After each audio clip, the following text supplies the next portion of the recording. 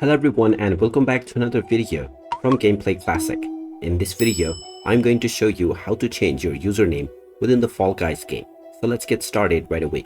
Now if you're trying to change your username on the Fall Guys game, then you will notice no such menu within. So if you wish to change your name, you will need to change your Epic Games Launcher user ID. Just open up the Epic Games Launcher on your device. And if you haven't logged into your account already, proceed forward with your email address and your password. Once you are logged in and taken into the home page, in order to change your username, click on your profile icon at the top right corner. Then click on Account, which will take you into your account settings page for the Epic Games app. Now within this page, underneath account information, you will see the display name. You can click on the edit button at the right side and you will be asked to enter your desired new display name. After entering your desired name, click on I understand and then click on the confirm button.